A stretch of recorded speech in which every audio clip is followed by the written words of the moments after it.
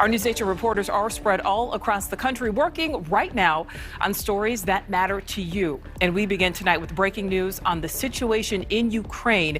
Ukraine's president taking to social media, seemingly confirming reports that a Russian invasion could come as soon as Wednesday.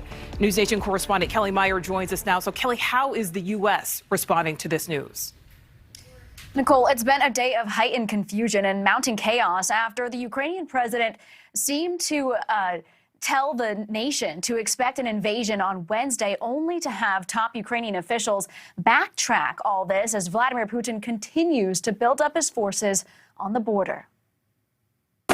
Today, more U.S. troops shipping off from Fort Bragg, North Carolina to Eastern Europe, part of the 3,000 additional soldiers the Pentagon ordered to deploy to allies neighboring Ukraine, as the U.S. warns Russia is preparing for an attack any day. It is entirely possible that he could move with little to no warning. Adding to the mounting crisis, today, after weeks of downplaying the chance of an attack, Ukrainian President Zelenskyy addressed the nation, saying he's been told there will be a Russian attack on Wednesday and is calling for a day of unity and displays of patriotism that same day. Adding to the confusion, Ukrainian officials denied that their president was predicting an imminent attack, insisting his words were being misinterpreted. All this as the Pentagon says leader Vladimir Putin spent the weekend sending more troops and orchestrating more military exercises near the border. Putin now has some 130,000 troops staged on 3 sides of Ukraine. He is doing all the things you would expect him to do to make sure he's ready for that option or options. The U.S. taking precautions, today closing its embassy in Kyiv and temporarily relocating remaining diplomats to western Ukraine, due to what the State Department calls a dramatic acceleration in the buildup of Russian forces. The U.S. urging remaining Americans to leave immediately. One of those Americans speaking to NewsNation saying he plans to stay. All the shelves are stocked. Nobody's, taking all the toilet paper or water or anything. So the answer is still that there is no panic. Today, in a staged photo op in Moscow, Russia's foreign minister urging his boss, Putin, to continue diplomatic talks, saying Moscow's possibilities are far from exhausted. President Biden returning from Camp David, echoing the call for diplomacy on the phone with the British Prime Minister Monday, saying this is a crucial window as stocks from London to Wall Street slide as the drumbeats of war get louder each day.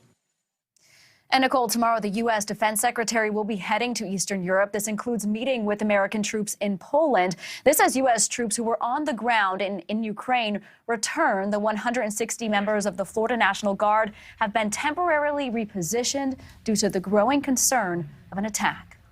Yes, certainly a growing concern. Kelly, thank you for that. All right, joining me now with a closer look from the American perspective is NewsNation anchor Leland Vitter. So, Leland, break this down for us. If Russia, in fact, invades Ukraine, how will the average U.S. citizen be impacted?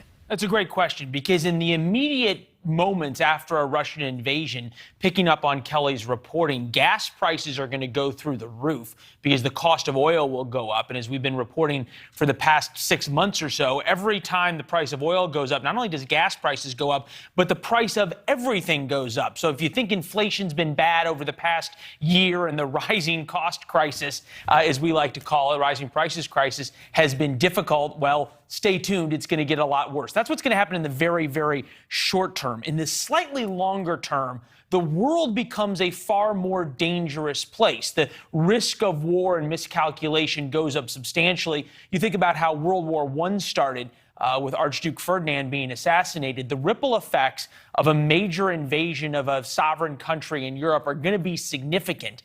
The chance of an invasion by the Chinese of Taiwan goes up significantly. So the chance that if you have a son or a daughter or a cousin in the U.S. military, that they are then going to be in harm's way much quicker, that goes up as well. The last point is a little bit of a broader point, if you will. But the world is a safer place when America is seen as strong. If Vladimir Putin defies President Biden and invades Ukraine and does what he wants despite all the threats from the United States, the world becomes a more dangerous place for all of us. Excellent analysis there. Leland Vittert, On Balance anchor. Thank you for that. Thanks for watching. Click the red subscribe button below so you can get more of NewsNation's fact-driven, unbiased coverage.